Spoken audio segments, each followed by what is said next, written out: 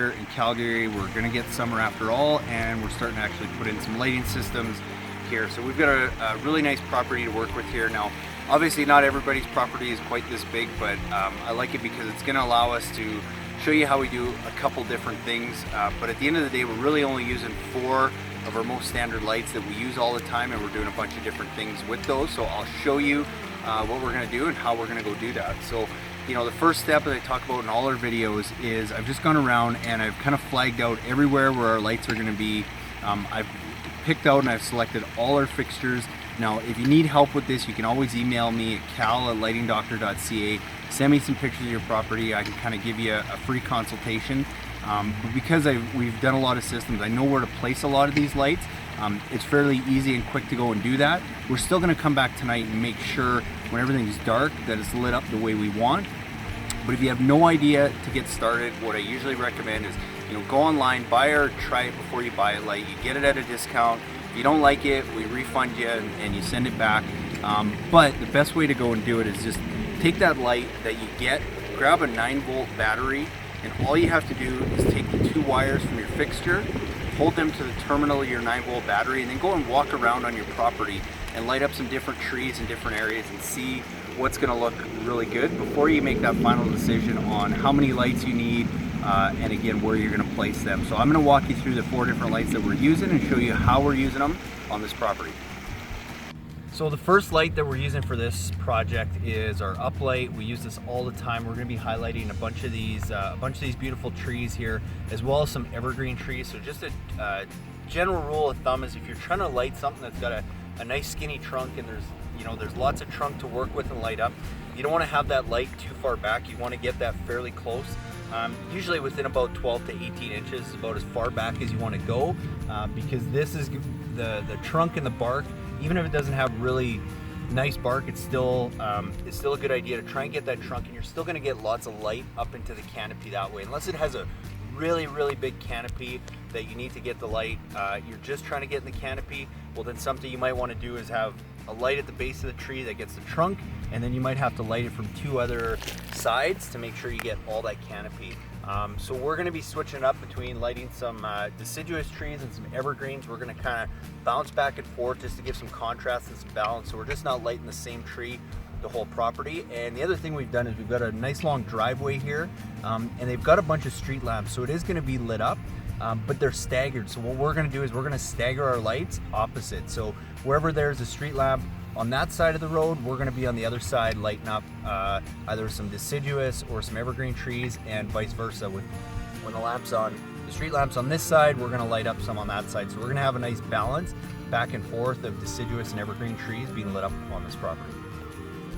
So the other light we're going to use on this property in a couple different areas is our wash light. So where we use these, it's just got a wider beam spread on it, so we can cover more area with a single light. The only thing is it's not quite as bright as accent light or spotlight, but it's going to work good here. We've got a nice address rock behind us that we're going to light up with this one. We're going to get this a little ways back because it's a nice big wide rock.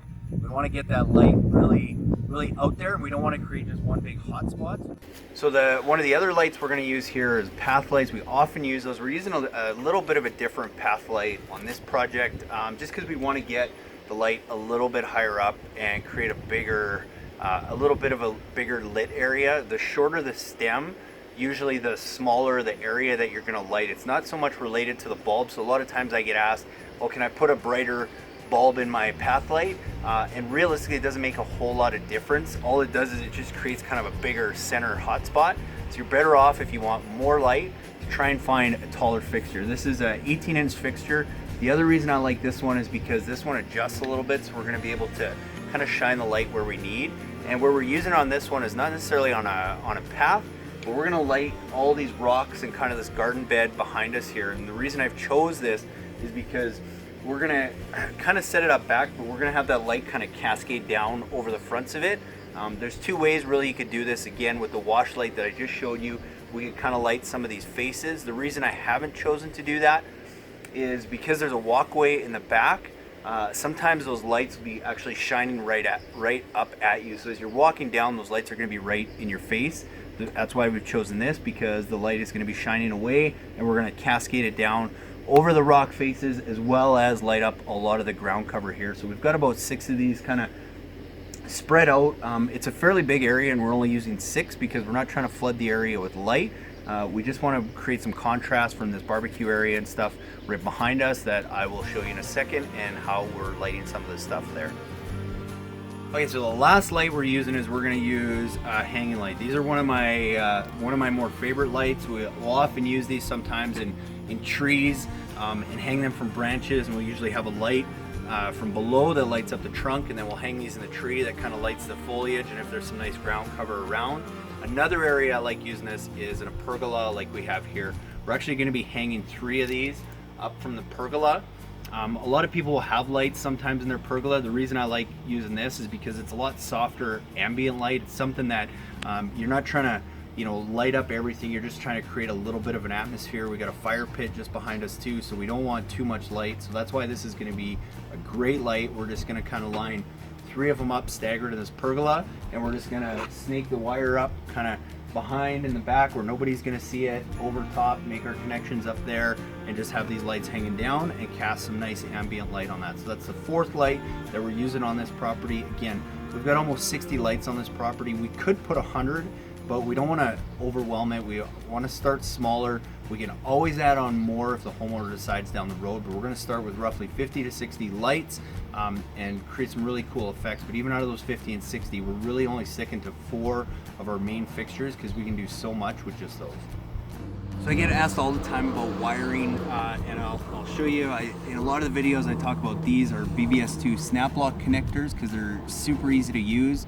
There's a couple different ports on them, but I'll explain 2 scenarios here. So one, here we are, I've got my wire going to the transformer, and then this is the last light on our lines. So I'm not going to have to keep this wire going anywhere, so I'm only going to have 2 wires that have to go into this connection. So I'm going to have the 2 wires that come from the fixture, and then I've got my 2 wires coming in from my 12-2 cable. So you can still use these connections. All you have to do is there's just less ports. So there's 3 on here. You're actually only going to use 2 for each wire. So I've got my 12-2, and then I've got my fixture wire. I'm going to tighten that up, throw that in there, and clamp it down nice and tight. Now that should hold pretty good, but I always wrap the base in a little bit of electrical tape too, just for an added measure. It's not to keep out the water or anything. I really want to make sure those wires don't pull apart because I hate having to come and repair connections.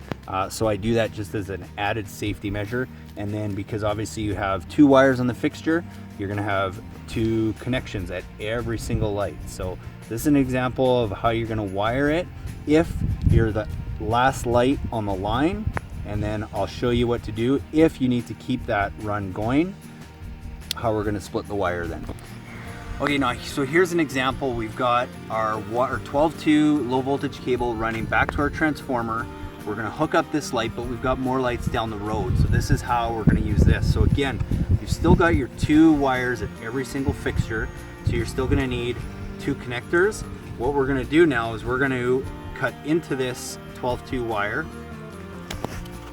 and then we're going to strip the ends to our wire that's going out to the next light. So we're going to strip that,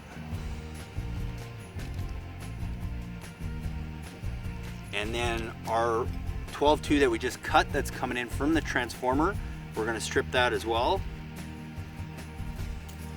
and then that's going to make up our connections for this light. So we still are using the same snap lock connectors, except now instead of the 2 wires we just talked about at the end of the line, we're gonna keep this line going. So we're gonna have 3 wires going into each one. So we've got our wire coming from the transformer, we've got our wire that's going out, and then we've got our wire to our fixtures. So how we're gonna do that is same as we did before. We're gonna take one of our 12-2 wires that's going out, and that's gonna go into one of the ports. Then we've got our 12-2 wire coming in, that's going to go into one of the ports, and then we're going to take one of the wires from our lighting fixture and we're going to throw that into the small port. We're going to snap that tight, we're going to wrap that up with some tape, and then we've got another connection. So same thing, we're going to repeat. We've got our wire that goes out to the next fixture, is going to go in one of the large ports. We've got our wire that's coming from our transformer. That's going to go into one of the large ports because we got to keep that line going. So that's how we keep that line going. And then we take our last fixture wire and we throw that in the small port, snap those tight, tape those shut, and we've got 2 connections at each light, but we've got the wire coming in, hooked up to the light, and then we've got it connected so that the line keeps going, and we're gonna continue to do that until we get to the end again, and then we're gonna finish that line off. So we're just wrapping up here our project in Bearspaw. Like I said, I mean, we just did a final count. We got over 60 lights here.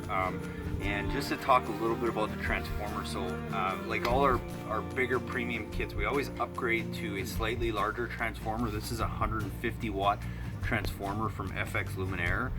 The reason we beef it up a little bit for these is, one, at 150 watts you can fit a lot more lights on it, and really how you size your transformer is you just add up the wattage of all the lights that you have on your project. So if you've got 10 lights at 5 watts each, that's 50 watts. You want to size your transformer at least 20% higher.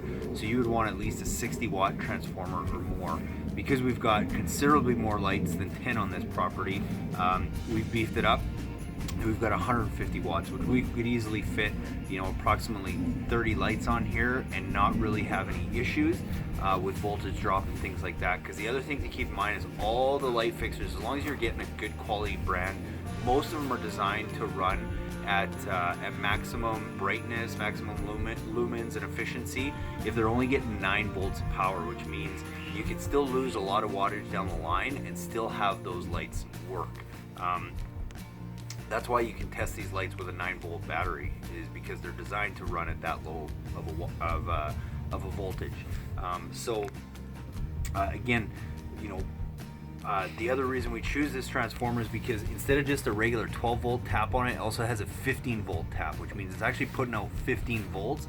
And like I said, all these lamps are designed to run from 9 to 15 volts. So even if we lose 6 volts down the line all the way, these lights are still going to run at 100% efficiency. But if you're worried about that, the other thing you can do is just run 2 lines. So for example, what we've done here is we've got one line from the transformer going out this way that covers about, you know, 15 lights or so, and then we've got another line that goes out that way that covers about 15 lights. So we've got 30 lights on one transformer. The transformer is big enough to handle that load, plus we're losing a lot less voltage because we've got 2 separate lines going out. So that's basically how you size your transformer. There's a good key if you are looking at a project that is more than 20 lights, then definitely do that. Just run out 2 different ones.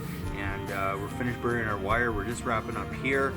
So I hope you guys found this video helpful. Send me your comments and your questions, and hopefully we can help you guys with your project. So it never quite does it justice, but this is why we come back at night, is just to make sure that all our lights are positioned the way we want and everything is balanced the way we want. So again, you know, great property to work with, lots of fun things to do. So I just wanted to walk you guys through it quickly and just remind you, always come and check things at night, because it always looks different lit up than sometimes even what you have imagined in your head.